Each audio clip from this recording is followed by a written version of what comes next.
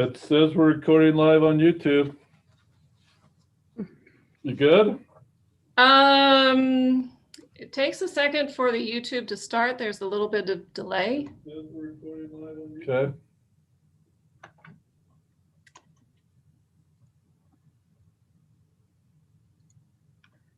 I think we can start if you want. All right. Welcome to the Centerville City work session being held at January 19th at 5:30. So my daughter was, our daughter was up from BYU because her car broke down Sunday coming up. So we got her a couple extra days, and I went to take her to get her repaired car this afternoon. And I said, "How'd you like our Centerville breeze?" And she said, "Dad, that's a pretty strong breeze." She hasn't been around. She wasn't around in September, or she doesn't remember 2011. I said, "For Centerville, oh, that was just a breeze." And she says, "Wow." And I don't remember the big strong storms. So we made it through it, another one. Unfortunately, from what we hear, not too much damage. So we're grateful for that. Let's do a roll call. Councilwoman Fillmore is there. Councilwoman Ivy. Here. Councilman Ince. I'm here. Councilman Meekum and Councilwoman Meekum and Councilman McEwen. So it looks like all five of the city council are present. Let me start with doing, since we do have a quorum, by doing the electronic meeting notice. In accordance with Utah Code 52-4-2074 of the Utah Open and Public Meeting Act, I have determined that conducting an electronic meeting of the Centerville City Council with an anchor location presents a substantial risk to the health and safety of those who may be present at the anchor location. This determination is based on the facts and circumstances surrounding the COVID-19 pandemic. Considering the continued number of COVID-19 case counts in Utah, meeting in an anchor location presents substantial risk to the health and safety of those in attendance because physical distancing measures may be difficult to maintain at City Hall. So in this work session, which we have about an hour and 15 minutes to do, we are going to be pressed for time. We have three items on this: the cemetery headstone discussion, the cemetery funding and ballot initiative discussion, and the truth in taxation. We may just introduce the truth in taxation as we talked about months back. So let's start out with the cemetery headstone discussion. This is something that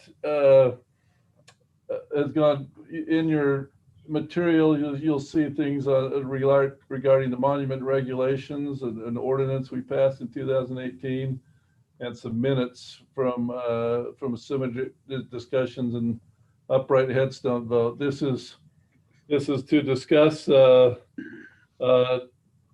request to reconsider upright headstone prohibition as set forth in one of our earlier provisions. So I don't know, is there the member from staff that wants to give me more background on this than what I've just discussed? Brent, you popped on. Do you want to give us a little introduction? I was just going to hand it off and introduce Bruce to, the question or the recommendation was to somewhat recreate the discussion you had in 2018, just to remind everyone of the the reasons why staff recommended this ordinance, as well as again, those items that just why council voted the way they did. So I'm going to hand it off to Bruce to do really a quick executive summary to jog our memories on what was discussed 2.5 years ago. Thank you. I appreciate you letting me come back and re-explain this. So the situation we were in was the cemetery's older sections of A and B had sold out. There were no more available spaces in sections A and B.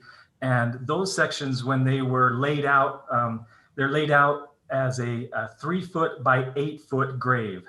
As the cemetery got bigger and expanded and opened newer sections, we realized the problems with having a 3-foot wide by 8-foot long grave, and all of the newer sections of C, D, and E are 4 feet by 10 feet, and that's the vaults are the same size, but it gives us a little more room to work and get equipment in and out.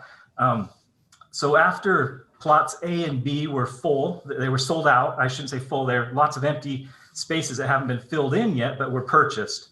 I knew that there were gaps. There were spaces that the computer doesn't show them on the computer, but I knew that as graves were dug and filled in, that there were actually some gaps and some extra spaces.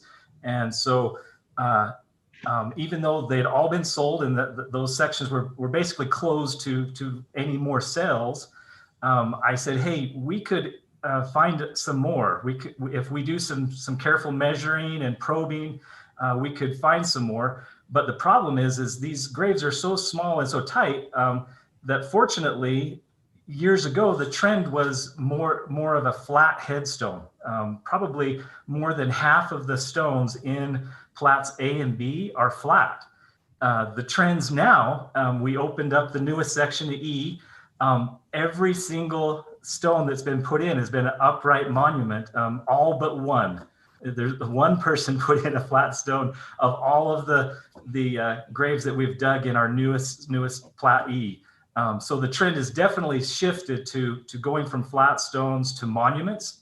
And so I came to the city council at that time and said, hey, because of the size of these graves, they're smaller, they're already difficult to get equipment in. We use these gaps and these areas where flat stones are to get equipment in and out. And I said, we can go in and measure and find some more spaces that you could make available to a few more lucky residents. But you need to require that they only put a flat stone on, because if you fill in all of your gaps with upright stones, it's going to end up backfiring on the city, where you have to now pay to have a monument company come and move 2, 3, 4, 5 stones in order for you to get equipment in to put in vaults and to open a grave and to close a grave. So in order for it to not backfire on the city, but still offer a benefit to a few more lucky residents that could still buy a space in our cemetery, we made that resolution that we're going to go back into an area that's completely sold out. We're going to find a few gap spaces, and we're going to make those available with the understanding that they would have to only put a flat stone on them. And like I say, back to the reasoning of when they laid out the cemetery, the rows and columns are very, very small. They're just 36 inches between stones, and you only have 8 feet between rows. And it makes it very, very tight to get equipment in and out of your cemetery. One example, we had a tree that was almost tipped over in the last windstorm, that we had to pay a company to come and remove the tree because all of its roots had come up and raised up a couple of feet. We had to move 5 stones because that area had all been filled in with people that were buried all around that tree. We had to remove 5 stones in order to get equipment in to take that tree out and grind the stump. And luckily 4 of the 5 stones were flat. And so we were able to move them with our own city staff. And the one upright was very small, so we were able to move it. Had any one of those upright stones been a larger upright that meets our maximum size limits, which many of them do now, they go right to the maximums, we would have had to pay probably close to $1,000 to have a company come in, carefully remove all 5 of those stones, take them out, do the work, and then bring them back in. So that's the basis for that ruling on the areas of the cemetery that were already sold out. Any questions? Yeah, I have some. Am I up? Go ahead, Councilman Ince. So one of the things that, at least to me, was very significant, Bruce, was the opportunity to be able to get additional grave sites. And in the first report, I believe it says that on the first 5 rows in A, we got 200, I think it was. No, that doesn't make sense. No, the first row of Plat A, we found 10 gap spaces. Okay. So one of the things that appears to have changed is we're no longer looking for the gap spaces. Is that right? That's my understanding, yes. And why, when did we make that decision and why? Because I thought we were going to pursue that. We have not made that decision. That's the purpose of this conversation, because we have conflicting an issue right now, and that is we have interest in doing the upright, but one has to give. Either we allow uprights to happen and stop looking for spaces, or we continue looking for spaces and ban uprights. So that's where the rub is right now, where council needs to give direction on where we're going, if we're repealing the ordinance or we're going to repealing the ordinance and not looking for spaces, or the alternative. That's what we're deciding now. We have not decided that yet. Okay, I knew where we were on the uprights. I had heard some rumblings that we had given up because we just weren't finding spaces. No, Bill, we have records. Are you? I'm here. Okay, we have the cemetery records show that we have more than 40 burials, more than 40 remains of 40 different people that are buried in our cemetery, that we have the records that they're buried in our cemetery, but they don't have markers, and we don't know which gaps they're in. And so by continuing to probe and open up and resell these gaps, we will disturb all 40 plus of those people who are buried in our cemetery that we don't know where they're buried. We know they're older, so they're going to be in plats A and B, and we will disturb their graves. And that was the last discussion I had with the city council, that I don't think that's a very popular thing, nor a very nice thing to ask your staff to go ahead and dig up 40 plus graves and people's remains and have to deal with that. So I have a couple.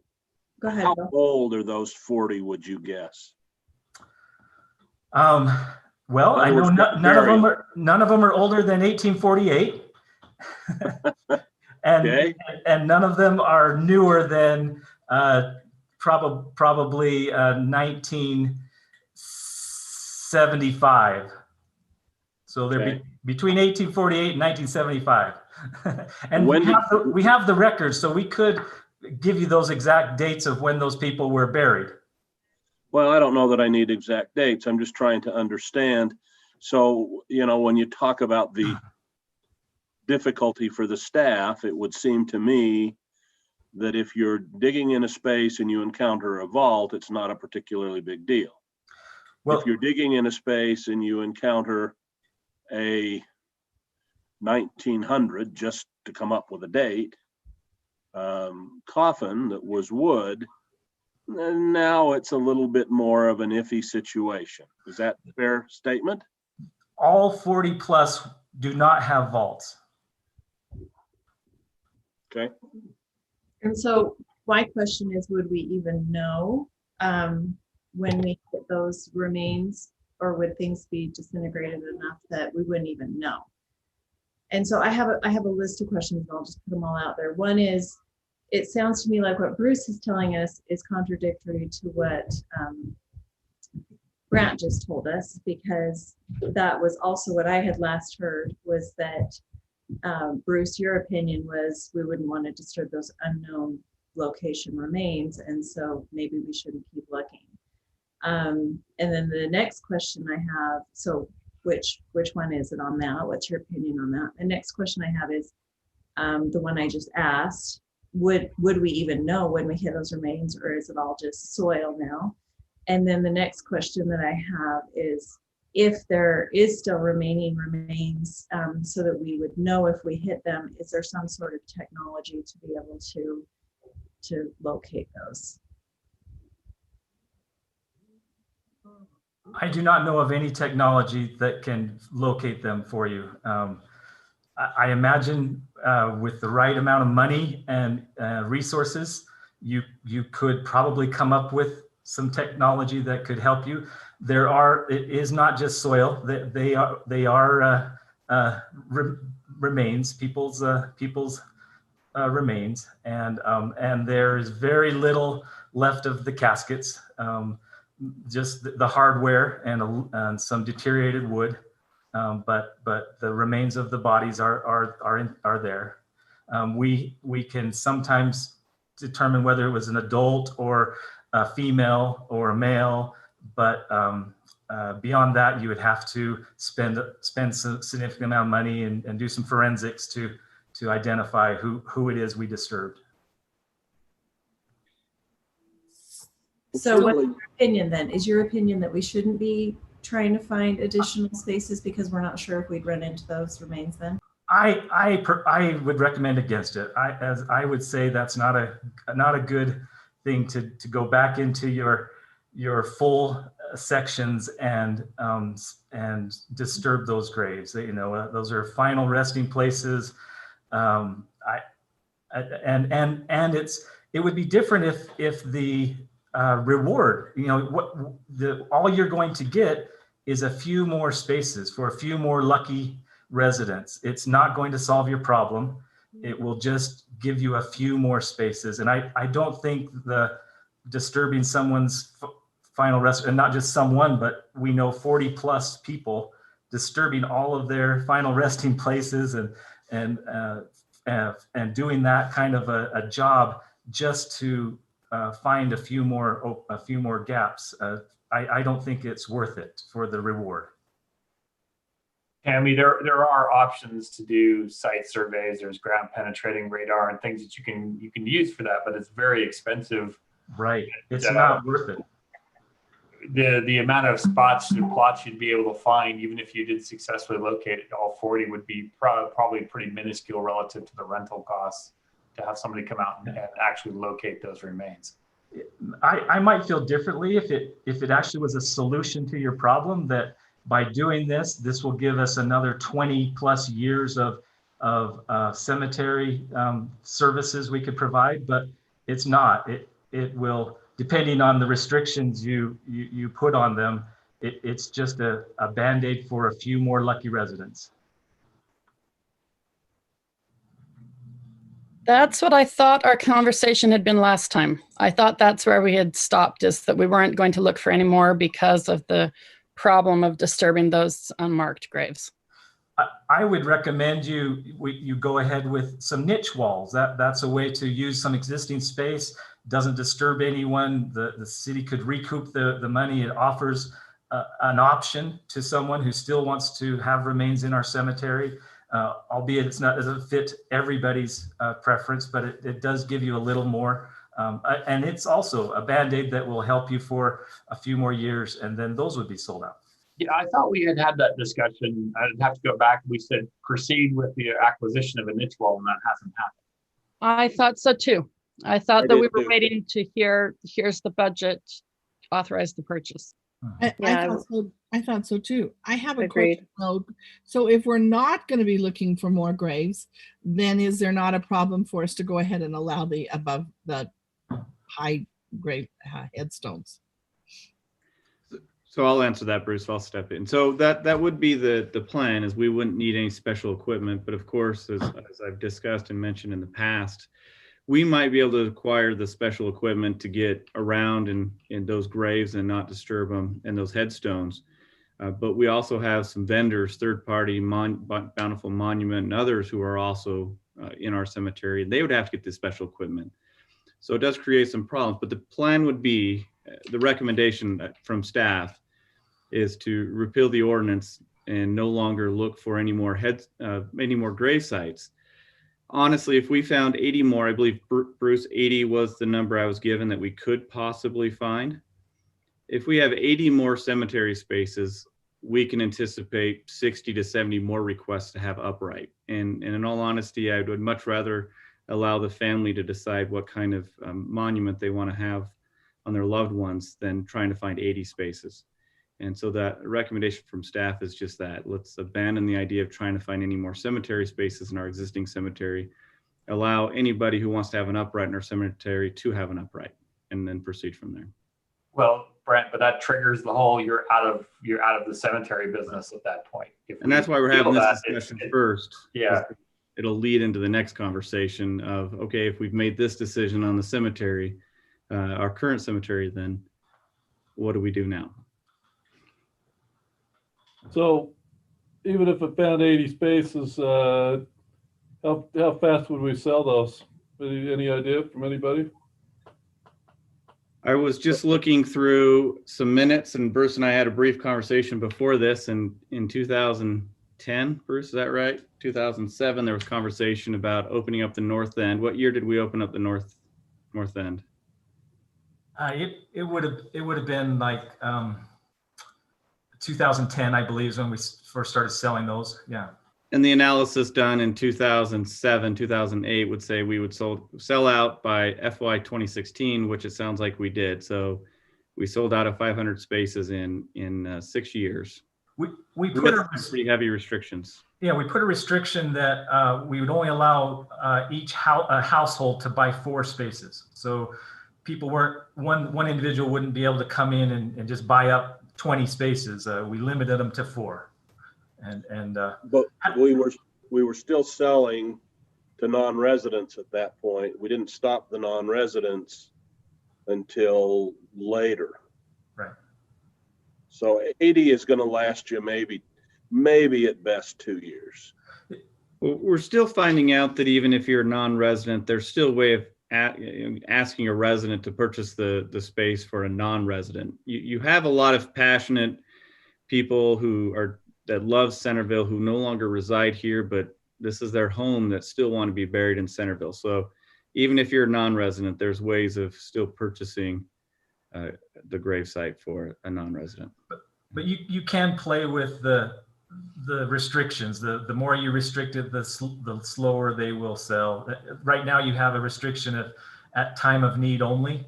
That slowed it way down. So people couldn't buy them in advance. And then at time of need, you only allow 1 + 1. So it depends on your restrictions, how long your spaces would last. But we don't have any left, right? We have none right now. There's no spaces right now for sale. But also, the more restrictions we put on it, the more challenging our conversations are as staff with those that have just lost a loved one. And it's a very challenging time. And yeah, it's a difficult problem.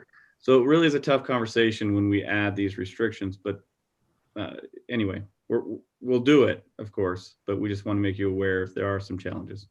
You stole my thunder there, Brent, because I was going to say that's the unintended consequences. We have at least 2 examples of individuals who purchased at time of need in duress, not reading all the fine terms and conditions and feeling slighted by the city because of that misunderstanding, which is unfortunate.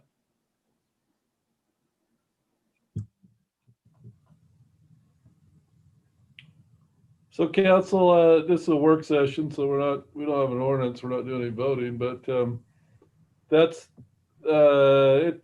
that's laid out in front of you. That's the situation. Anybody have further questions for Bruce or Brent on this before we go into the next section? Mayor, I guess we've heard what staff's recommendation is. I'd like to request very quickly each council person and yourself to kind of say what your feeling is, and I'd be willing to be the one to start, but I'm interested to know the temperature because I can't see the faces that well.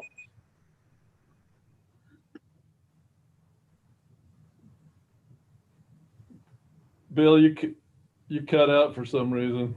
Oh, I'm sorry. I said I would be interested in knowing what the other council members and yourself think. I'd be willing to go first. I'm just kind of interested in knowing not how they would vote, but what their feeling is, especially in light of the next thing on the agenda. Okay, well, you're welcome to go first, or I, in spite of the recommendation, would lean towards trying to find the 80 spaces. I'm not saying absolutely, I'm saying I would lean. Which means and then ban uprights. means you continue to ban the uprights. Okay.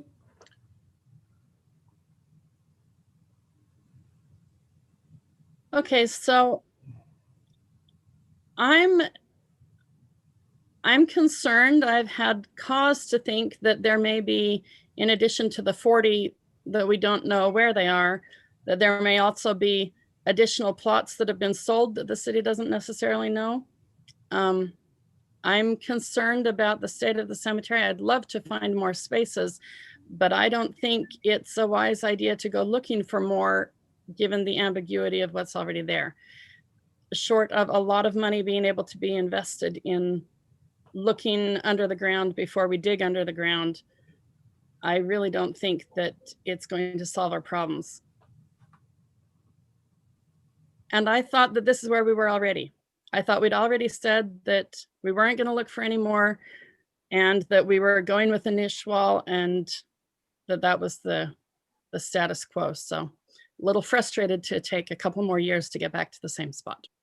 I will, from my standpoint, I know the niche wall was discussed prior to my arrival, but there was no decision on this upright or looking for spaces. When I arrived just under 2 years ago, we were still looking for spaces. That was still the plan. So the niche wall, yes, was discussed prior to my arrival, and we plan on proceeding there, but that's part of the overall conversation that we're having. As far as no longer looking for spaces, that was never indicated to me to this point. This conversation has come up because of the ban on the uprights. I have a couple of questions for Bruce. Number one, if we can continue looking, if the sections that people are, if we do rows 1, 2, 3, 4, or whatever, and you've already looked there, then we shouldn't have any more people going back in there. So couldn't we open them up for the uprights anyway? As we move down through the cemetery, they could be moved. And my other question is, if you tell us we can find 80 spots, do you think 40 of those spots have somebody in? So are we really only looking for 40 spots? Good questions. Let me answer your second question first. As 80 spots, would there be 40 of them with people in them, and so then we can only use 40? So the answer to that is yes and yes. Yes, we probably would locate those remains of those people who are already buried. And yes, what we do when we locate, we've done this has happened a few times. When we are digging a grave and we come into some remains, we carefully try to separate out and silt out all of those remains as best we can. We dig the grave an extra couple of feet deeper, put all of those remains in a box, and we put those remains back in the bottom of that grave a couple of feet deeper, bury it, and then we put the person who we're digging the grave for on top in their vault on top. So so you still would, if you find 80 spaces, you can put 80 more people in there, and they might be on top of someone else. And like we said, there'll be 40 plus of them that will be on top of someone else as we find that. It's compared to just digging a regular grave and digging a grave where you come across some remains, it's 5 times longer work, labor to carefully sift through, find those remains. And that's my decision, as that's how I've said that's how we'll handle it. It could be handled less carefully and less time consuming, and not be as costly to the city. But that's how I've decided to handle it. I feel there's a respect that needs to be paid to when you find someone's remains. I don't think that that is something that should be rushed through and just dig the hole and throw it all back in. I think that would be very disrespectful. City council, I guess, could choose to make a policy to say, no, we're just going to dig them and put them back in. And if there's remains, there's remains, and we don't spend special time or special effort or be careful or respectful. But I would recommend against that. I don't think anyone's headed there, Bruce. Please, No, I please don't. don't paint us into that corner because people pick up the wrong soundbite on this. And I don't want anyone to think we think that way. Right. I don't think anybody feels that way either.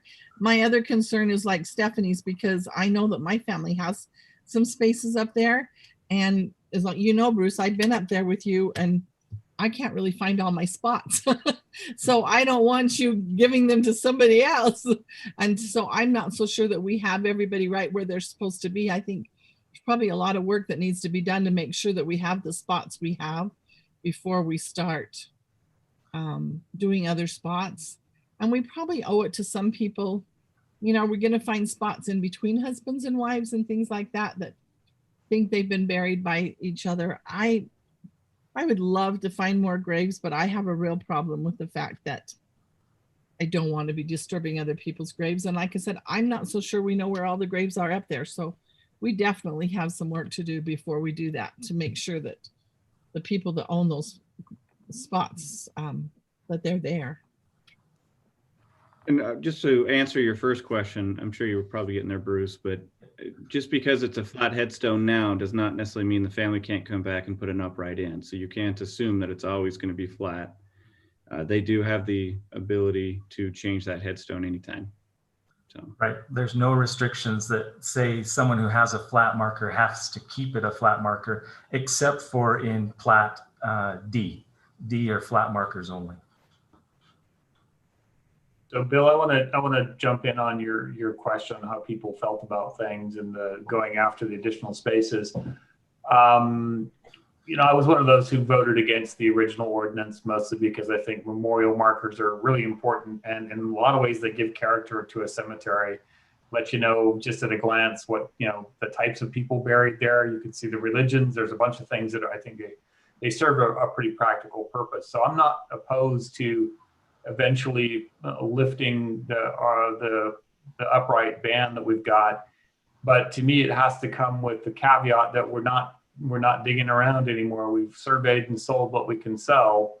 We're leaving the remains where they sit, and we're moving on to potentially the acquisition of more property for another cemetery, or we're saying that we're done. We're not in the business other than the perpetual maintenance. That's kind of where I feel. And I think I share, Bruce, some of your concerns with what do you do when you're disinterring remains. It's a pretty intense process, and brings some doubt. I know that there are families who would be upset to hear that their pioneer relative was disinterred and then put underneath another coffin, and we don't really know where they are. I mean, maybe that's a small minority, but there are those who, we bury people for a reason. And one of those is we try not to disturb their final resting places unless it's at the behest of a family.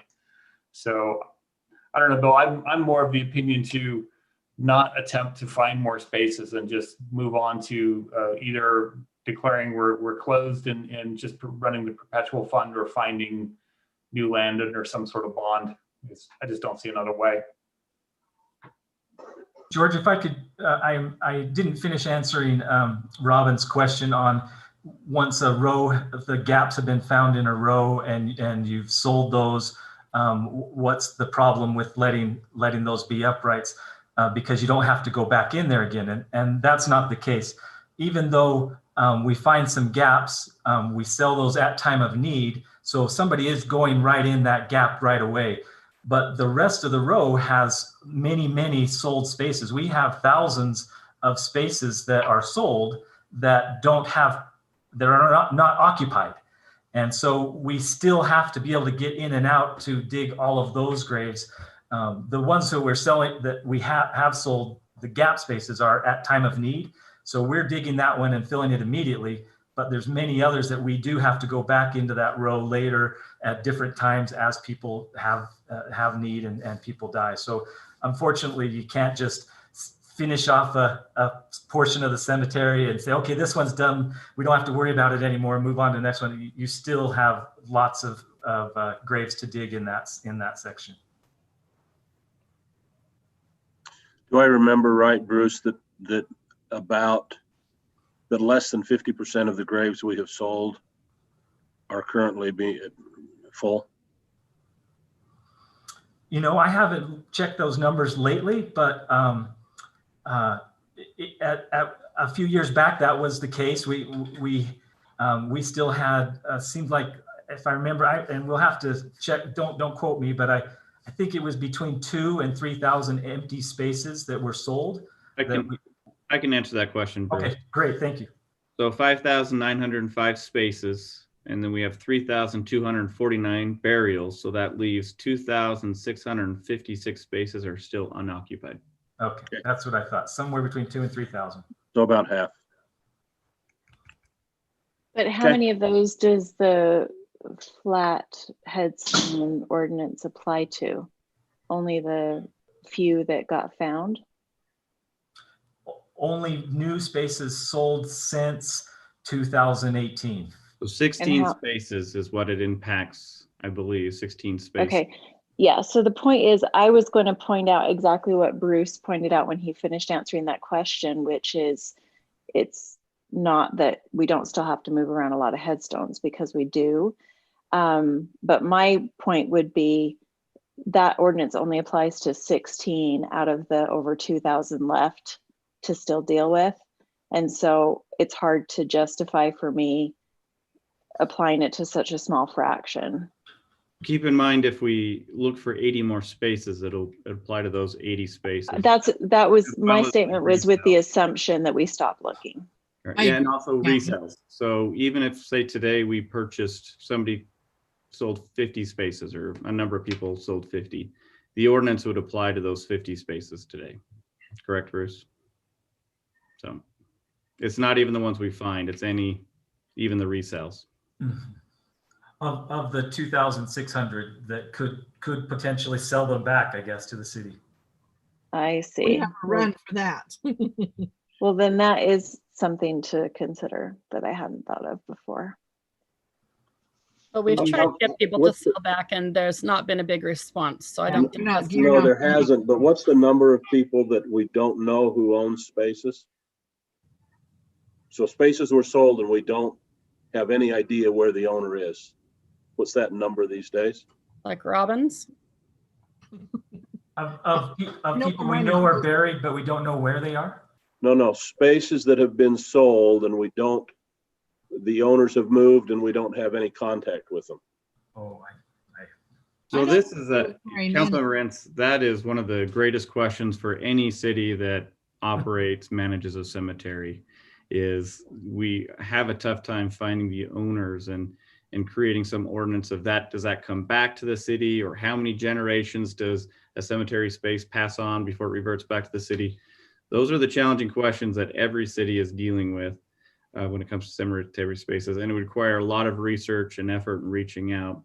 Not to say we shouldn't, but yeah, I don't think we have a number on that, Bruce, to know exactly.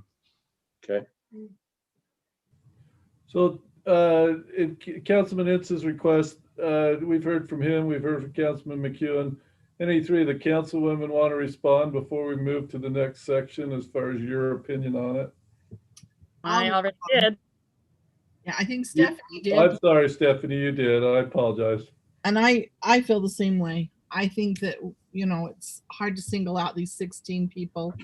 I'm not really fond of digging people up. I'm really sad that our cemetery is full, but I'd like to revert back and let the headstones be fair for everyone. Yeah, I lean towards the same thing with the small number that the ordinance applies to. The amount of effort overall that it saves us doesn't justify the inequality or disparity. I understand why it was set that way when it was, and that was that we were going to look for more spots. But if we're changing that policy, and then I would just also add that I also thought that we had decided to go ahead and move forward with the niche wall, and I'd like to see that be happening ASAP. And then of course, we'll be talking about our next discussion item about what to do next. I would also. Thank you. So let me just ask a clarifying question of the rest of the council. Are we in agreement then that we believe the cemetery is full? We should not attempt to find any more spaces? I mean, that leads definitely into the next category. I'm just trying to make sure everyone agrees with that. Well, I think agree that- with that if we're providing something immediately. And my understanding was there are pre-made niche walls that could happen pretty fast. So if there's some other option in the intermediate time between us solving the bigger problem, then I would lean towards that. Yeah. I agree with you. When you say niche wall, you mean for ashes? Yes. Yeah, not full casket burials. What I was going to say is clarifying with what Tammy said. I agree. If we can add a niche wall in there somewhere or some sort of columbarium that people can inter ashes, that's great. But as of now, we are not we're completely sold out for full casket burial would be, I guess, my statement. I'm trying to see if everyone agrees on that. Well, I think the count is 4-1. So if there were a vote, I think it's obvious where it would go. So. Okay, I'll give my opinion as well too, segmenting into the next section. As you probably all know, I felt from day one we were out of spaces, even though we may have had a few dozen left. But to me, we were full. And that's why for 2.5 years, I have pursued the 7 or 8 options, which is in your material, which I brought up many times before, and I won't bring up again. It's in there to see. So let's move to that part of the discussion as well. So in summary, yes, I've always felt all along that we don't chase more spaces. We see if we can find additional cemeteries elsewhere. Else, if we can't, then we're done. So in this next section, we have Mayor, one quick thing. So if we're doing that, can we direct staff to bring it back to us so that we can change the headstone policy so the people that are waiting can get their headstones in? Well, I don't.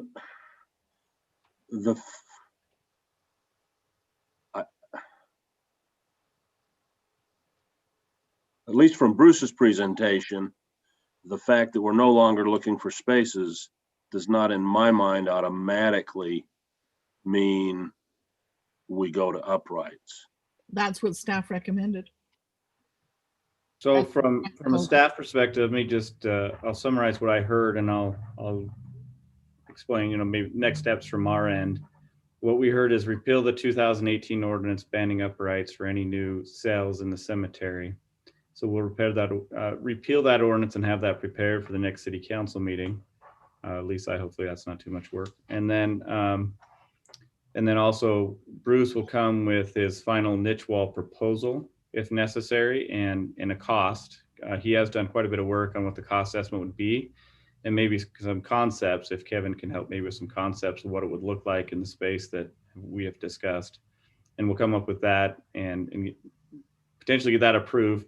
We'll have to go out for RFP, I think, Bruce, maybe not. We'll look into it. Yeah, I actually, in preparation for this meeting, just double checked on the quotes that I had gotten for the last time. And it's $25,000 for a 48 niche wall. And depending on how many you want to do, and it will take some time to build them. That you have to prep the site, pour concrete, build the walls. It's a couple of month process. So we'll bring that for approval as well. So repeal the 2018 ordinance and approval of the, building the niche wall. We'll be at either the next city council meeting for the niche wall or the following one, hopefully the next one. That's our plan on our end. As with that staff instruction, can we also get Bruce or Brant, could you reach out to the local mortuaries and get some sort of idea how fast we would fill that demand with cremations? Because I don't think we have any concept how long one's going to last us. We can reach out to other mortuaries. Lindquist has a very large one, and it's actually been selling out pretty good on 25th Street. Yeah, Rustin Brothers just put in a new crematorium in their new mortuary, and they keep it busy. We can reach out. We'll do some research on that. So the repeal will take the headstones back to the original. Yes, anybody could have an upright, All right, that's what Minus Plat D. minus Plat D. yeah, but Yes, that's thank you. that's a whole different story. That's for another day. All right, so that's the direction they're gonna go. I personally think we should complete the whole discussion about everything before we make decisions like that, but that's the way it sounds like that we're gonna go. Let's go to this next section, which we've tried to do 2 other meetings in the past and we have not got to. So on this section, we have things like, and I think that's why Kevin's here with us, we have to talk about the cemetery hillside investigation, about potentially bonding, the niche walls we just discussed, and so maybe we don't have to go into those too much more. But Kevin, is that why you're here, to give us some insight on what you've studied as far as some of the land we already own? Yes, if I could maybe share a screen.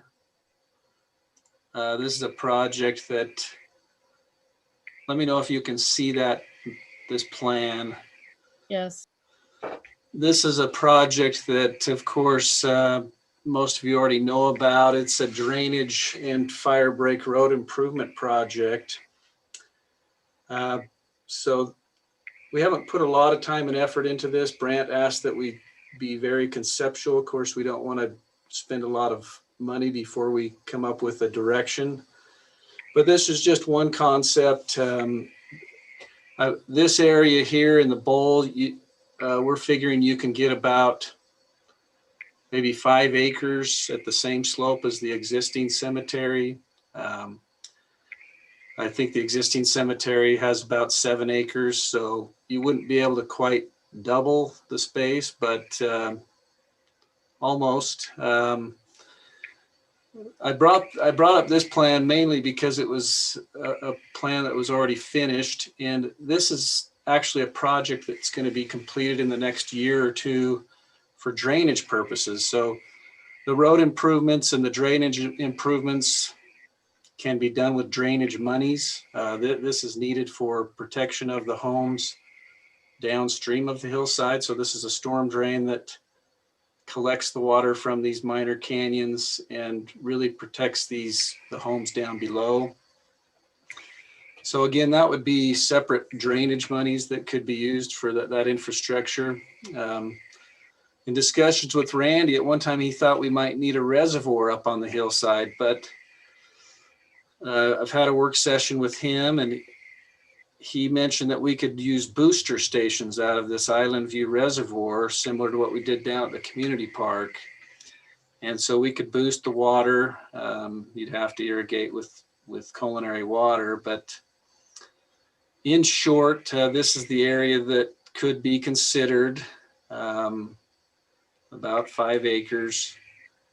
You could maybe have a little parking lot over here, but a real rough concept estimate is it'd probably take about $3 million to improve that area. And then you'd have $1 million of drainage monies that, again, that project's already slated for next year. So that's probably going to happen regardless of, whether or not this idea comes to fruition or not. But that's the basic concept. Again, we haven't put a lot of time or effort into it because we don't want to spin our wheels or waste the city's dollars. But I think, of course, the advantages are that the city already owns the property. There is a pretty decent flat spot in this bowl area, but the decision is, is that really the use that the city council wants up there? I don't know. But that's my basic concept that I wanted to present, and maybe if there's any questions. Kevin, I have some questions. For clarification, the plan would be that we would irrigate that area, and that the boosters that you're talking about that would be needed would be to boost the water up to that area from that reservoir to irrigate? Correct. It would boost it from the Island View Reservoir that's here located about this station 500. It would boost it up. We'd put the lines in this road alongside the storm drain, and it would boost it up to this. And so the 3 million that we're talking about would include the extra cost for boosting the water up that's on top of what the drainage system was planning on anyway. Yes, the way that I came up with the 3 million is I, again, really rough numbers, but I put a million in for landscaping, $500,000 in for road improvements up above, because you need some roads to get around the space. $1 million for a booster, and then $500,000 for contingencies. That puts you at about 3 million. And then the other million would be drainage fund for the fire break road improvements and your drainage improvements. Did you say 1 million for the booster? Yeah, but Bruce can maybe correct. I want to say we spent about $750,000 on the boosters pumps down at the community park. Maybe it was more around a half. So these numbers might be inflated a little bit, but I hate to give a real low number. No, that's okay. I'm just trying to yeah. get a real rough idea. And are we assuming that the roads would stay dirt roads? No, so the concept for the drainage improvements, we really need pavement, because one of the main issues up there is erosion. So this $1 million drainage budget includes pavement on top of 6 inches of road base.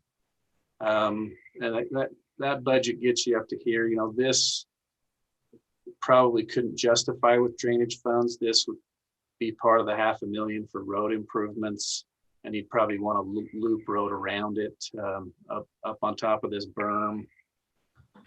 Okay. Again, we haven't tried to conceptualize that quite yet. No, that gives the breakout helps a lot, just because if we are going to consider this area, I would want us to at least do some research on non-irrigated, non-lawn cemetery systems, which I know exist. And so I'd want us to at least look into that possibility, more like a xeriscaped cemetery. Then we at least know, what kind of percentage of the budget would be being saved in that situation, or if it would just be spent in another way. I don't know, but thank you. I also think that you're going to have a lot of live people that are not going to be really happy if the bowl area is turned into a cemetery. I think that would cause probably the most controversy Centerville City's ever seen. So I would hate to put much money into it, because I think we'd get enough kickback, it wouldn't happen. The cemetery committee had found a piece of property over closer to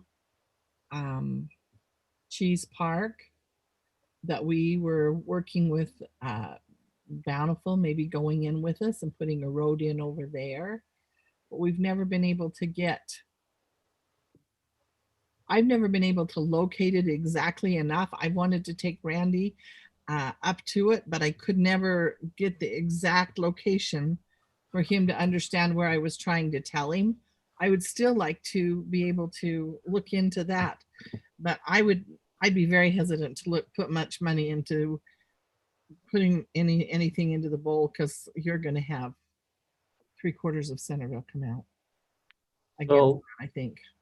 Robin, that's a cemetery group, by the way, so I don't get in trouble. Okay, But, sorry. Our cemetery group. Our cemetery friends. Yes, I think that land we're talking about is part of our 160 plus acres up there. So I was going to ask Kevin the question: is there, as you get farther south, almost to the Bountiful border, with that road that right now that comes up from Cheese Park or whatever it's called now, could you put a cemetery in that area? Yeah, there's not quite as much flat. It's not quite as wide, the flat area, but yes, I think there is a bench there that you could, you might not get as many spaces per dollar, but I think there is some flat area there all the way over to Bountiful. Again, it narrows a little further south that you get. It's not, I kind of picked that wider area just because you'd get more per dollar, but maybe I could pull up Google Earth and see if. So while you're doing that, I just have a general question, and I don't know which staff member will be able to answer this. Kevin, you might be the one on tap for this. Are there other private property owners who are at similar elevations who are currently not able to build because we're not allowing construction on the hillside, that should we decide to use this area, will now say, well, my area becomes buildable because you've just built something up here? Yeah, I I'll think. say yes. Oh, go ahead. I was gonna say Corey's popping on. Corey, that's a Corey question, and he's here to also help. I'm not sure what my video is doing. Something Star Trek-esque, I guess. I was gonna say, First- where first are Oh, you? wait, it's Elon's vehicle. I got it. Okay. I'm here. Just so you know. You just need to lean in a little bit, I guess. Yeah. In looking at the foothills area, there are other properties. The answer is yes, but you're going to be dealing with likely the Provo Bench area. We call it the Lake Bonneville, the Provo Bench. And so it will be similar to the southern end. And we have a map with it, but you're probably looking, into 6, 7 acre. Maybe you could find a 10-acre long linear bench area. Not very highly, not very likely, because our contours show that it's a very narrow section along that Provo Bench, former Lake Bonneville Bench area. So I think your largest problem will be creating some access to any significant, and crossing the Weber Basin is most likely going to be what you're going to have to accomplish, is cross that Weber Basin water line. I think you can find some smaller acreage, but you're probably looking at a couple of acres. I know above Oak Ridge Drive, the landowner owns 3 lots that front Oak Ridge Drive from the 60s, very steep. That's your geologic fault area. There's some county property back up behind by the water tank. Kevin is doing that. That's probably flat, but it's out in the county. So we'd have to be annexing most of the properties along that area into the city, and there'd probably be some small acreages. So I don't know if I misunderstood George's question, but I think what the council, I know I'm curious about, is if we open the can of worms of doing something up there and irrigating and paving roads, then does that make our stance of no other development on the hillside harder to stand by? Was that your question, George? Yeah, basically, if we start, somebody else is going to say, I have land up there. I have a right to build as well.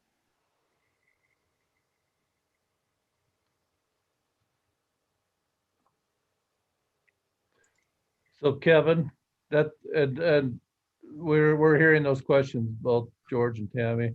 Go back to the where the pickleball courts are at Cheese Park. So go south. So there's your pickleball courts. Sorry, I'm pointing my finger. There he's got them. So the question was, yeah, a road coming up from there, and then coming up, yeah, where that hand is now, up into an area in there, if there would be any spots that you could do a cemetery there. I was supposed to talk with the Bountiful mayor and city manager, which I did, and they were willing to talk to me about it. I contacted them, but we haven't met. Obviously, it's something that they probably have to take to their council and others. And then, like Robin said, she was going to try and get with Randy to figure if there was any areas up there. And if it was even feasible. If it's not even feasible, why do we even chase that road? And then if that's the case, then we don't have the problem that George brought up, and Tammy also talked about building on the hillside. So Yeah, Mayor, I think from the Cheese Park, you're probably around 1,300 feet before you hit the city property. Mm-hmm. Kevin, if you stop sharing, I'll share my screen real quick.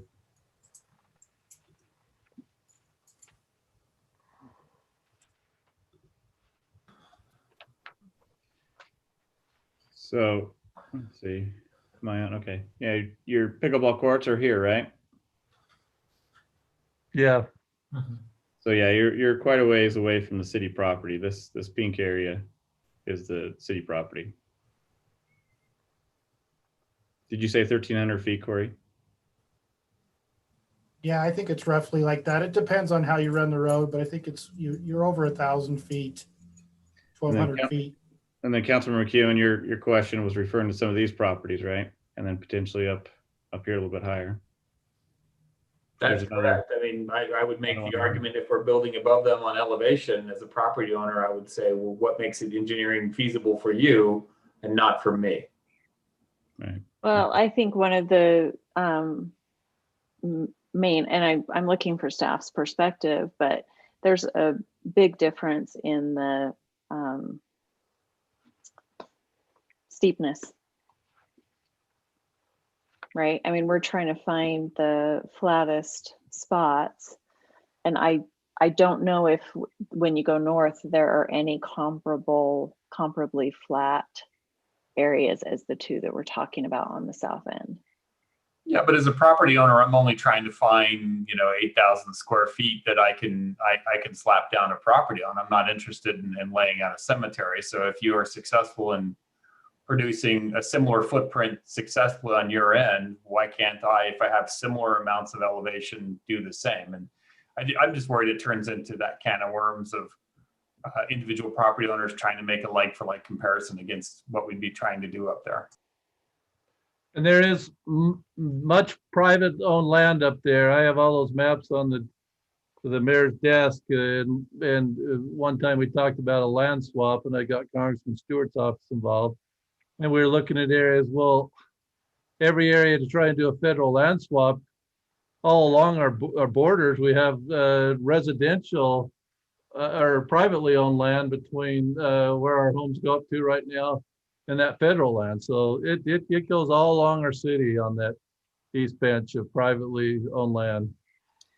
And can I just make sure that we don't leave out of the conversation that we had an extensive field trip up there, and the bowl area is what recharges our drinking water for the city? I don't know how compatible that is with trying to bury in it. It seems to me that that would be a concern. Bruce, you look somewhat flummoxed by that comment. Could you help us understand your facial expression? Yeah, you would actually help if you leveled out a larger area and allowed, you'll still have your same percolation of water. There will be no less water. It will be trickling down through grass and vaults into your underground water sources, but it's still this same amount of rainfall, same amount of snowfall, and it will still percolate down. What will change is the road, the paved areas. That area will change because it won't percolate into the soil. The pavement areas will go into this new drainage that Kevin's talking about, and that will go into Dual Creek. And then Dual Creek captures what they can to and uses as irrigation, I believe. Would it be captured as irrigation, Kevin? The road drainage? Yeah, it'll drain down into Dual Creek and it'll go down through, but maybe just a couple of comments. So our existing cemetery is also in the wellhead protection zone. Then another comment is about development. A habitable structure that's got fire protection, the regulations are a bit different for pressurized culinary water systems. So those folks, for a park, we could boost the water, but if people did try to develop on the hillside, they would have to have a reservoir. The state requires they have a minimum of 30 PSI static pressure. So they wouldn't be able to boost similar to how we would for irrigation. The state codes are different, but they could, they could try to leverage that, I guess, but. Kevin, I have a question. What about, is there any problem with getting power, and would we need a vault on site, a vault to store some water up at the level of the cemetery, or would we just pump it all from down below it and try to get the pressures up?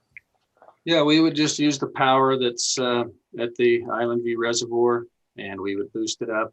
I do think we would want to be sensitive to and have some xeriscape, or maybe all of it be xeriscape. And but I do think you're going to want a little bit of water up there for some planting and some beautification. But I do think that it ought to be, we ought to not have it be all turf. And maybe solar could be looked at too. If that's an option, that would be a great face that would get lots of sunshine during the months that we needed to irrigate. Yeah, just keep in mind on the xeriscape issue, your initial costs will probably be fairly high. Your longevity of it may be reduced in cost to the turf, but you have a sandy soil in there, so you're going to likely import some materials, establish them with an irrigation system. It'll probably take 3 or so years at least, with some supplementary water to get them to a point where they can start resisting the weather. So I think you have a higher initial installation cost on the xeriscape, but may have a longevity for its maintenance. Well, one nice thing too about irrigating this area is, as Corey mentioned, it does infiltrate. It will go right back down into our wells. Basically, you're kind of recharging and regenerating your own wells somewhat. So I wouldn't consider it water just kind of being wasted. It is recharging your wellhead zones. So this is one option on cemetery expansion. We're not, in the time that we have, I'd like to get everything at least introduced and out on the table so we can follow up, because we tried this in October and again in December. And another option is bonding. And I think that Brant assigned Lisa, between Brant, Lisa, I don't know if Corey was involved, and others to come up with some bonding. This would be something that would be a ballot initiative. As we got to that, though, you'd have to be, as we have found between myself and a couple other prominent members of the community, trying to get people to sell their property. If that happened, you may not have people willing to sell property. So you may have to be exercising some eminent domain. Brad, do you or Lisa want to talk about bonding at all?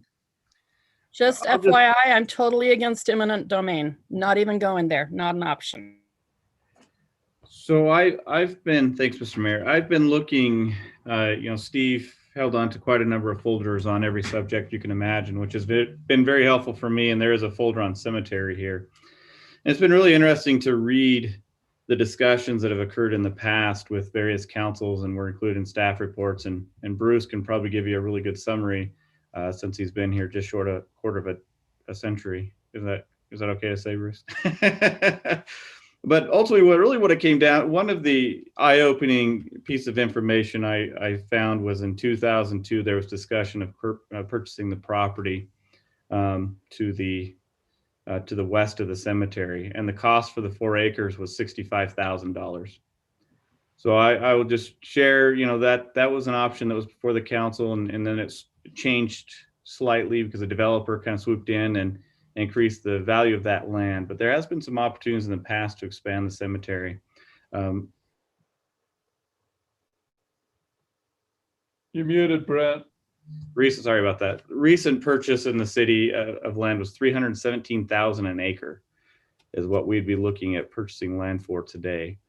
So what I'd put together, I reached out to Zions Bank just to ask them to put together some numbers, what a GO bond would look like. And that's in your packet. In a 5-year GO bond, a 30-year GO bond would be approximately $300,000 a year to pay off that bond, which is approximately 20 to 25% of our property taxes that we collect. So rough estimate, we would need to increase property taxes approximately 25% for a $5 million bond. Now, the reason why I chose 5 million is it could go up or down from there. As Kevin mentioned, $3 million potentially. Well, we can do quick, dirty math and estimate what that bond cost would be by cutting it in half and be around $175,000 a year. But of course, there's maintenance. We need to increase our maintenance budget to oversee a larger cemetery. There's a lot of other thoughts that need to go into it besides just the GO bond repayment. And so something to think about. But there is that, even if we have a ballot initiative and the community does say, look, we support the cemetery and we're willing to see our property taxes increase 25 to 50% to pay for it. There are those challenges the mayor had mentioned of how do you acquire the land. The mayor's done a lot of legwork in trying to identify property owners. But that does leave, if we don't pursue the hillside, what are our options actually within the city? And they're extremely limited at this point. Mayor, this is the chief. I wonder if I can just make a comment. Sure, Chief. You're welcome to. I just feel like it's incumbent upon me as the chief to throw out there for your consideration that in the coming years, I feel that there's going to be a need for a new police station, which is an expense that could, Kaysville just, 5 years ago, Kaysville built a new police station that was $5 million at that time, and that would probably be on par to the type and size of station that we would need. Of course, the cost has probably gone up since 5 years ago. So I just wanted to throw that out there as an infrastructure cost that I believe the city will be facing in the coming years. Probably not too many years down the road. We're pretty much burgeoning at the seams right now. So I just wanted to throw that out there as something to consider. Thank you. Thanks, Mayor, yeah, that does bring up, again, thanks, Chief, leads into, what this council will need to decide and direct staff to do. And that is we will have competing interests in the future. And we do have a limited resource, and what we do with the property taxes, we do want to keep them relatively low, but we need to possibly sit down and prioritize what these items might be and where does cemetery fall within that, with public safety building or other needs that we might have in the capital improvement world. But yeah, thanks, Chief, for sharing that. That is a decision that will need to be made by this council. The other thing is, though, with the cemetery, and I think if we had a cemetery and we opened it up to be sold, we could generate a lot of money really fast. I mean, at least a cemetery, how many plots do we get in an acre? So our current cemetery is 7 acres and we have 5,905 spaces. Is that about right, Bruce? So if we have 5 acres, say again? Only a small portion of the current cemetery is double depth. What about property up on the hill? Is it too sandy to be double depth? That would be a Kevin question. Kevin, yeah. And a Kevin deferral to a geotechnical engineer. I might add in, if we did a second cemetery, you're looking at least one more year-round full-time staff member and maybe 2, plus additional seasonal staff. So there are some extra costs plus equipment. You wouldn't be able to. You'd have to have some equipment on site at your second cemetery as well. So you're doubling up on some cost that way. Let me, though, emphasize that Robin's point is an important one, because if there's a strong sentiment out there that people want to get buried in this city, much, much higher cost than what we currently are selling spots for isn't unreasonable. And so I just, as completely, rough math, I just hurried and multiplied. Let's say we sell them for $3,000 a piece and we can fit 3,000 in 5 acres. That's $9 million. And so that's a heck of a perpetual care fund. Well, here's where I'll push back a little bit, Councilmember Fillmore. When we're looking at cemetery, I know there's a supply and demand.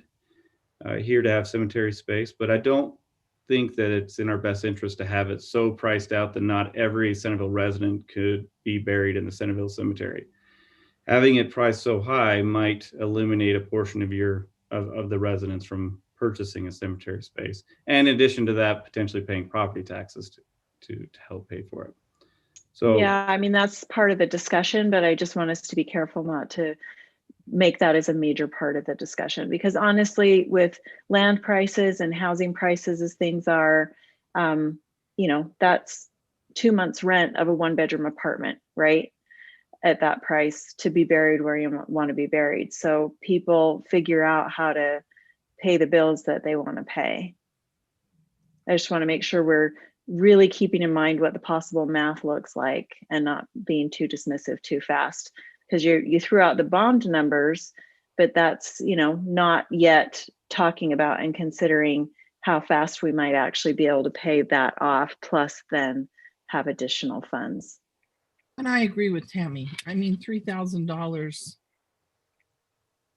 is a lot of money, but yet, I don't know, for a gravesite, I think, you know, it would be, you know, there would be some people that couldn't afford it, but I don't think it would be a lot. And I think there would be a lot that could purchase some, because we're going to be generating them. Maybe we could sell them on a payment plan if that's what they choose to do. Well, if I recall correctly, when we were talking before on this, there was a survey number of 1,000 people per acre on an appropriately laid out cemetery was what your maximum density could be. You could get away with some number that would be more affordable. And honestly, I don't mean to be flip here, but I don't want to start an affordable burial discussion the same way that we talk about affordable housing. I think that as a society, if we are going to require people to dispose of remains according to law, then we should facilitate that where it's not so expensive that they can't do that in the community in which they live. If you offer that service, I think it needs to be available to everybody in that community. And if you can't give it to the members of the community because of costs, then you need to come up with some sort of indigent fund or something that takes care of those individuals who would still like to take and participate or not. I'm kind of where Brant is that if you're taxing me on my property and then I find out because I'm on the lower income spectrum, I can't afford to even be buried in the town I've been taxed in the whole time I've been living there, I'm not going to be happy with whoever is on the council. I will haunt them at that point. The point is well taken, Councilmember Fillmore. I agree, and Councilmember Meekum, that you will generate quite a bit of revenue, and that might offset the cost. But if we're talking about potentially 5 acres or 5,000 burial spaces, I highly doubt that we would sell that out fairly quickly. I think that would take a number of years to do. Would it cover the bond payment each year? That's definitely possible. But yeah, it's absolutely something to think about. Councilmember Fillmore, you're absolutely right. You could offer different products also. You could have some prestigious or elite parts of your cemetery that, like the private cemeteries, they offer some that are $5,000 a space, but then there's also a niche wall for $600, or a where you don't get to pick where the space is, but you can still be buried. It's a non-assigned space that's half the price. So you could create products that still allow for different wants. I'm not opposed to that, Bruce, in terms of having some differences, like the difference between an interment location for cremated remains or for full casket.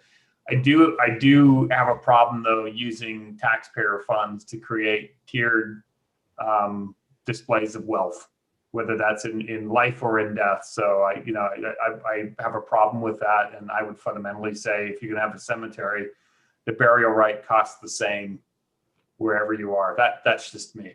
And if that number is not 3,000, but I'm Tammy, I'm not trying to say that that's not the number it needs to be, but if that number is say $1,500, then it should be $1,500 throughout the whole cemetery for a casket burial. That's where we need to do a projection on that, because the number would is going to be more than what we charge right now for a cemetery spot. I would think just because of the price of land and other factors, but is it 3,000? I don't know. I think that, some private cemeteries, I think their costs are 2,500, something like that, maybe even more, but so we're running short on time. I guess is there an option that I've missed that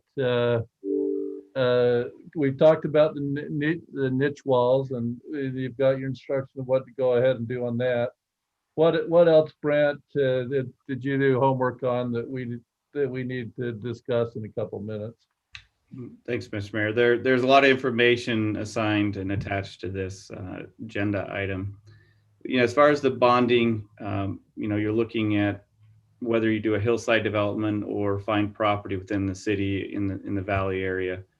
The bond is going to be essential in starting up those costs. So the bond is, either way we're going to have to look at some bonding that we might need to develop the cemetery. As far as the revenues coming in, we can go much deeper in trying to do some sort of estimate and what kind of revenues would come in as we sell the spaces based on an arbitrary amount that we can look at, and we can prepare that for you for consideration. But the question really does come down to, we as staff just giving us some direction. Are we looking at a hillside development? Are we pursuing just that one day we'll purchase property within the city and looking at that? That's really kind of the direction we're looking for. We don't want to spend, I've asked staff not to spend too much time in looking into going in way deep on any of these items until we get some clear direction from council and what we're willing to do. As far as mentioned, eminent domain might be necessary if we don't find property we own, and is the council willing to go that far? And of course, as staff will use our resources and start researching what those options might be and make proposals to you. Or is it a hillside development? We're happy to start spending a lot more time and energy and effort into that.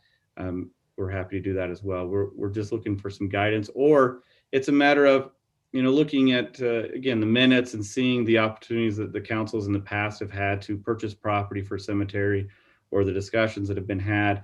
They've all fallen by the wayside. Nothing substantial has come up by purchasing land to expand the cemetery. We're kind of in a tough spot where I feel like we're trying to stick a square peg in a round hole, and it's challenging. Will we get it to work? Possibly, but it's going to be costly at this point. So we're willing to pursue whatever direction council would like us to go, just understanding what the costs are today of whatever direction we go. Or we just wait for an opportunity to come up. Maybe we do have a property owner who steps up and says, I'm willing to sell the land or donate the land. And we say, look, we'll have this conversation in a year from now. And we have the conversation in a year, and we see if anything naturally, organically comes up that we can pursue instead of trying to force something to happen today. Grant, I think from my perspective, where we're sitting with historically low interest rates, bonding rates, money is never going to be cheaper for us as a city to get hold of for such a long-term project. I really think, though, that I'm not willing to make this as a unilateral decision on behalf of those who have to pay the tax. I prefer this go on as a ballot initiative, and we have the full write-up and let our voters in Centerville decide if they're willing to accept that. Stephanie, I think some of those discussions around eminent domain are definitely important. Maybe not necessarily germane to the ballot question, but if the ballot passes, it certainly would be something that would have to be considered. But that's where I would prefer to go, is that we prepare this for a ballot initiative, and if that number is 5 or 6 million, we do that. But the chief has also brought up an interesting point, which is we may need a public safety facility at some time in the near future. Does that behoove us to just do one ballot initiative or 2 ballot initiatives that say, I don't want to put it, if you pick, you get a public safety or a cemetery, but are you willing as a city to have your property taxes increased for these 2 items as, different? Well, I'll just jump in really quick and go back to my other point is I don't know if those 2 things are comparable, because a public facility building capital improvement cost, it doesn't ever generate income that replaces the cost. And so these are 2 different discussions, in my opinion. I think my personal assumption right now is that the math would play out, that this would pay for itself and more, and probably pretty quickly. And so I wouldn't compare those 2 needs. And then I agree with George. And not only that, but I'd like to hear from Lisa next time we talk about this. And I'd like it to be I'd like the conversation to keep going immediately, and not pause, because if we're trying to really have a full discussion and prepare a ballot initiative for November, I'd like to understand a lot better what kind of options we have, as far as, can we put out like an option ABC? I'd like to have plenty of time to do lots of education about all the different kinds of things that we're looking at as possibilities, and getting feedback throughout the entire process, things like that. So that will be for future discussions, but I just want to throw that out there. Stephanie, though, I think we need to know whether we had a council that would consider eminent domain, because I don't think that's something that I could consider either. I want a cemetery and I want it really bad and I want to pay for it, but I'm not willing to. But Robin, you see where I'm going with those have to be mutually exclusive discussions, because I'm not saying, hey, Centerville, because legally I think they're separate issues. Are you going to pay for this? Where do I get the land? Are two different discussions. I don't know that you say on your ballot initiative, we need $5 million for the possibility that we might use eminent domain. I don't think that, I've never seen a framework that looks like that. It's always, here is the bond purpose, here's the pro and the for and against with the proceeds, but I've never seen it tied to like a potential eminent domain in the future. I mean, maybe somebody else has seen that. Well, we don't have time tonight, but that goes to my point of further discussion with Lisa's insight, which will be helpful. Mr. Mayor, quick question. There was something that came up in the cemetery group about the possibility of 2 or 3 small add-on cemeteries on property that the church isn't really using. Did we ever pursue that at all? Yeah, that was in my notes, my summary of the 7 or 8 things I had done. We did pursue it. I talked with the Northern Utah land manager for the Church of Jesus Christ of Latter-day Saints. They said they had done that in some areas, selling off their ball fields. That presently the couple that we had in our city, that they did not have plans to sell those off, but that he would put us on that list for if they did that, for first right of purchase. Now, I don't know if there's other people that I could talk to as well too, that would maybe have a different viewpoint, more influence, so to say. But yeah, I did pursue that and talk with the Northern Utah land manager. Thank you. So we have to move on because we're actually past 7. Brent, can we put the truth in taxation? Does it have to be done tonight? Oh, let's get into it. Let's no, yes, we can absolutely delay it till the next meeting. Okay. At the same time, we have to follow up very soon on this. I like Councilwoman Fillmore's idea of let's get it really organized with Lisa involved, pushing along. I agree with Councilman McEwen that if you go ballot initiative, I've never seen that you put that, hey, we're going to do this, but it may be eminent domain. I mean, you solve that problem if the people want it at that point in time. But so we have a lot to discuss. So good discussion. Thank you, Bruce, for joining us. Thank you, Kevin, for joining us as well too. And take just maybe 3 minutes to get you a quick break. We'll it's 7:03 right now. Let's see if we can't get council started by 7 or 8 minutes after 7. So do I have a motion to adjourn? I'd make a motion to adjourn. Second. All in favor? Aye. Aye. Opposed? Okay, thanks. See you in just a couple minutes. Thank you. Same meeting or a new one? Same meeting. Same meeting.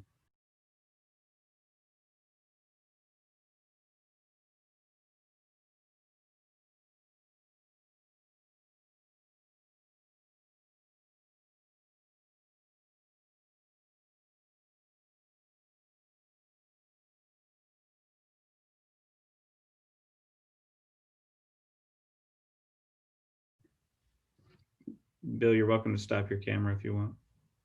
You're the only one on.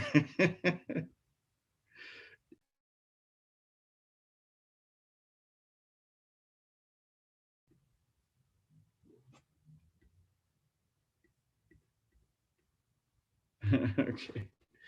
Call Paul Child.